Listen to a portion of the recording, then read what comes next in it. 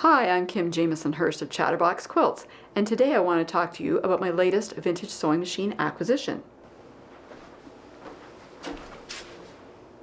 This is a Singer 500, or commonly called the Rocketeer. You know, back in the early 60s when this machine was introduced, space age, science fiction, all that was exciting and new, and that is sort of what this machine looked like. It reminded people of science fiction and outer space, and it was exciting. So the styling is quite different from any of their previous machines. The Rocketeer is iconic. Let me tell you a little bit about some of the features of this machine, because it's the greatest sewing machine ever built. Okay, so you open up the top, and the first thing you're going to notice is you've got a couple of spool spindles here. Look at that. They fold down when the machine opens up. Hopefully these are actually in the machine, because being plastic, they can break off. There's also a spindle that goes in here, and this is often missing with the machines. It comes out and it's in the accessory box, hopefully. So something to look for if you're considering one of these machines, is it with the machine or not. You can get replacement ones if you need to. Also, you'll notice there's an area here. This is for cams, or fashion discs they call them. It allows the machine to make more fancy stitches. Also, the other thing in here I always forget about, because it's so different, is the bobbin winder is actually inside the case here, so that's a little bit different too. I had previously looked at a Rocketeer. It was actually not a portable like this one is, but it was in a case. It was missing the faceplate here.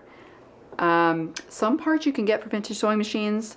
I looked online, I couldn't find this part anywhere.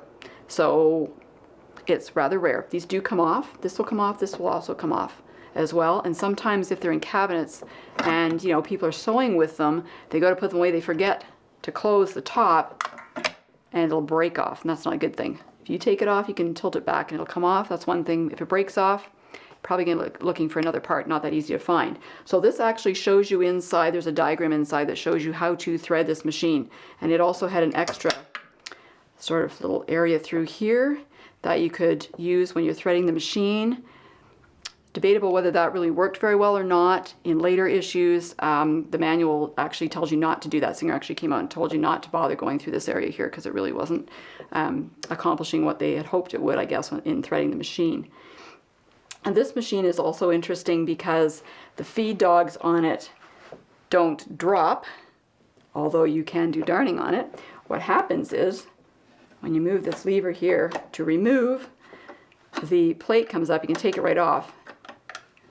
If it's in the middle for darning, the feed dogs are below. So the plate actually comes up, and the feed dogs then, of course, are below. They're still going to move around, but they're not going to hit your fabric. So that's what you're going to do if you want to do any free motion stitching on it or darning. And as I say, when you go to remove, you can just take it right off, because it comes with two needle plates. Your regular one, and then one for straight stitching, so that's kind of nice. It also does all kinds of other stitches. They're integral in the machine, so you don't actually have to put a zigzagger on it, for example, like you had to do with other straight stitch machines. So a lot of good features in this machine. It doesn't have a belt. So you see there's no belt here or anything. The difference with a gear driven machine is it's going to be a little louder, so you're going to hear a bit of a different noise with it. Another thing I wanted to point out with this machine, it is portable, of course. As you can see when I took the lid off, it's all right there. The machine itself actually comes right out of the base too, which I thought was interesting. So there is underneath here two screws, one here, one about here in the middle of the machine. Unscrew them. This part will come out. Well, this part will stay and the machine will come out, or however you want to say it, but this part of the machine here, the metal part, comes out of the plastic case.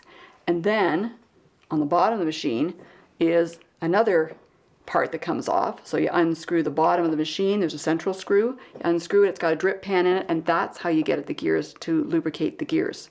So if you're wondering why you don't see anything out of the bottom, and I don't want to tip this over because it's rather heavy, but this part actually has to come off first before you're able to lubricate the gears. So that was rather interesting with this machine.